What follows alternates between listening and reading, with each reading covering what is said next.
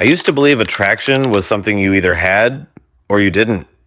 I thought some people just walked into a room and naturally made everyone interested in them. Meanwhile, I was the opposite.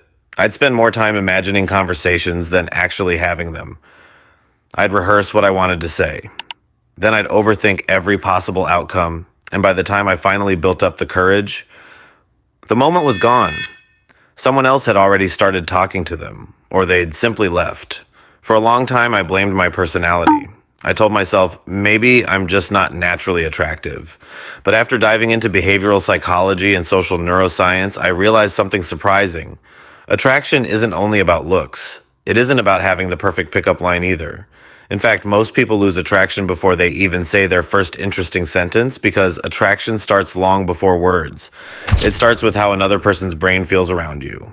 Once I understood that, everything changed. Here are the psychology tricks that actually make your crush more likely to like you. Trick 1. Become familiar before you become memorable. Here's something that completely changed the way I looked at attraction. Our brains naturally trust what's familiar. Psychologists call this the mere exposure effect. The more safely we encounter someone, the more comfortable and likable they often become. Notice something. People rarely develop crushes on complete strangers. It's usually someone they've seen in class, at work, at the gym, or around campus. Not because those people are objectively more attractive, but because familiarity quietly lowers psychological resistance. Instead of trying to create one magical interaction, create several small ones. Smile when you pass them, say hello, share a quick joke, keep it light. Your goal isn't to impress them, it's to let their brain slowly file you under. Someone I enjoy seeing. Attraction grows much easier in familiar soil than unfamiliar ground. Trick 2. Make them feel interesting. I used to think attraction came from talking about myself, my hobbies, my goals, funny stories. I thought, if they saw enough of my personality, they'd naturally like me. Ironically, the harder I tried to seem interesting, the less connected the conversation felt. Then I found something fascinating. Researchers consistently find that people enjoy conversations most when they get to talk about themselves. Talking about personal experiences activates many of the same reward systems involved in receiving pleasure, which means if someone leaves a conversation feeling heard, their brain often connects that positive feeling with the person they were talking to. Instead of asking boring questions, ask curious ones. Make curiosity your superpower. Trick 3. Give genuine specific compliments. This one surprised me.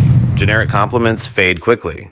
You're pretty, you're cute, you look nice. People hear those all the time. Specific compliments are different because they show attention. Instead of complimenting appearance, notice something unique. Maybe it's their sense of humor, the way they explain things, their confidence, their creativity, or the way they treat other people. Psychologically, feeling understood creates a stronger emotional connection than feeling admired.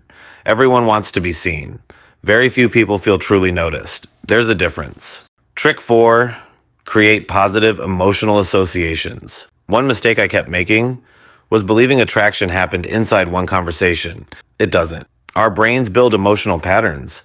If every interaction with you feels stressful, rushed, or awkward, that's the emotional memory they'll keep.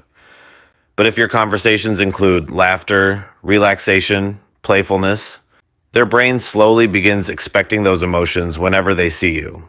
This is known as an emotional association. You're no longer just another person. You become part of a feeling. That's why people often say, I don't know why. I just enjoy being around them. It's usually because their brain has connected that person with positive emotion. Not because of one perfect conversation, but because of many small moments. Trick 5. Don't chase every opportunity. This was probably the hardest lesson for me. When we really like someone, we naturally want more attention, more texts, more conversations, more time together. But psychology shows something interesting. Value often increases when interactions have space between them. Not because you're playing games, because people need time to process positive experiences. If every interaction is constant, there's nothing to anticipate, nothing to miss. Healthy attraction grows through rhythm, connection, space, connection again. Confidence isn't always speaking more. Sometimes it's being comfortable enough not to force another conversation. Final thought. Here's the truth I wish someone had told me years ago. You can't force someone to like you. And honestly, you shouldn't want to. Real attraction isn't manipulation, it's creating the best environment for genuine connection to happen. Some people won't feel that connection, and that's okay.